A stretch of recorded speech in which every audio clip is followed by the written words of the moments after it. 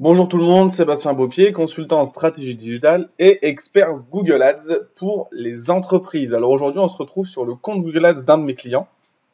D'accord? Donc c'est le compte Google Ads d'un de mes clients qui est dans la serrurerie. Ce sont des serruriers sur Paris. D'accord?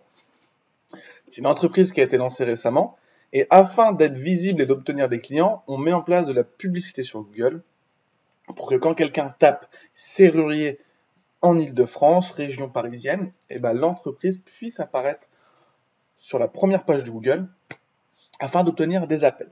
D'accord? Donc là, je me suis mis sur les 2 dernières semaines de mars pour voir un peu ce qu'on a obtenu. Ok? 2 dernières semaines de mars, on peut voir qu'on a dépensé 1500 euros et que grâce à ces 1500 euros, on a obtenu 45 appels. C'est-à-dire qu'on dépense 33 euros pour obtenir un appel. On dépense 33 euros en pub pour obtenir un appel de quelqu'un qui a besoin d'un serrurier en Île-de-France. Donc voilà, les paniers moyens de serrurier, quand ils débloquent les portes, etc., ça se compte en centaines d'euros. Donc dépenser 30 euros pour avoir au téléphone quelqu'un qui est intéressé pour ouvrir une porte, etc., c'est quand même assez agréable et ce sont des bons résultats. D'accord? Voilà. Pour ce qui est parti résultats, dépenses, nombre d'appels et ce qu'on dépense pour avoir un appel. Ok?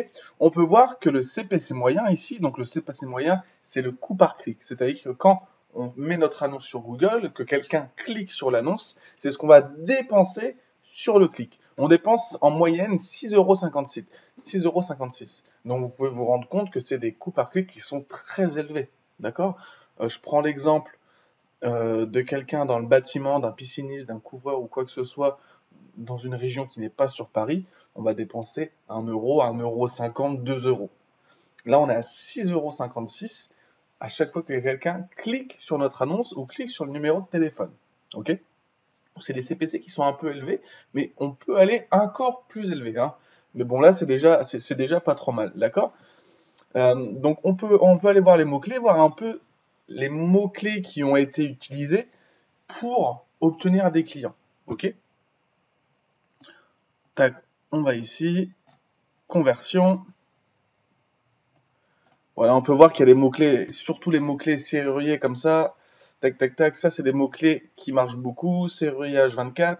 En termes de recherche, on va voir ce que les gens ont recherché sur Google pour que notre entreprise apparaisse et pour que des clients appellent. Alors, conversion, tac, tac, tac. Donc, on peut voir ce que les clients ont recherché. Donc, serrurier scooter, serrurier Aubervilliers, serrurier 91, serrurier 91, serrurier coffre-fort, SOS serrurier Montrouge, etc., etc. Donc, on peut voir que c'est vachement varié. Hein. C'est pour ça qu'on laisse généralement le mot-clé principal entre guillemets pour accepter ce qui arrive derrière. Comme ça, quand quelqu'un tape serrurier Aubervilliers, Montrouge, 91, etc., ben notre entreprise, elle apparaisse. Ok? Maintenant, on va rentrer dans quelque chose un peu plus technique. Alors attendez, on va aller là dans campagne et je vais vous montrer ce qu'on a mis en place. Donc là, les campagnes sont mises en veille à cause d'un robot qui a apparu qu'on est en train de régler. Regardez. Il y a des campagnes toutes les heures. C'est-à-dire que on n'a pas fait une campagne toute la journée. On a fait une campagne de 6 à 7 heures, une campagne de 7 à 8, une campagne de 8 à 9, une campagne de 9 à 12, etc., etc. Pourquoi on a fait ça? Pour limiter la fraude au clic. Il faut savoir que sur Paris, les concurrents lancent des robots sur les publicités des autres. Donc c'est pas très sympa, mais c'est comme ça, c'est un peu la guerre.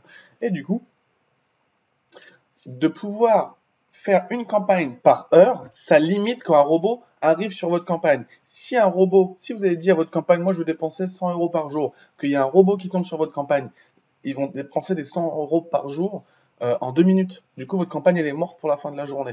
Du coup, là, d'avoir segmenté toutes les campagnes heure par heure, ça permet que si un robot qui attaque une campagne, eh ben, c'est tout, la campagne d'après, elle va marcher. Et c'est plus dur pour les robots d'aller attaquer 20 campagnes plutôt qu'une seule campagne. D'accord? Donc c'est pour ça qu'aujourd'hui, on a mis ce système-là en place afin de limiter les robots qui viennent nous emmerder entre guillemets et puis de pouvoir avoir des résultats comme on peut voir ici. D'accord? Donc 45 appels en 2 semaines, c'est quelque chose qui n'est pas négligeable qui est vraiment intéressant pour quelqu'un qui fait de la serrurerie. Ok?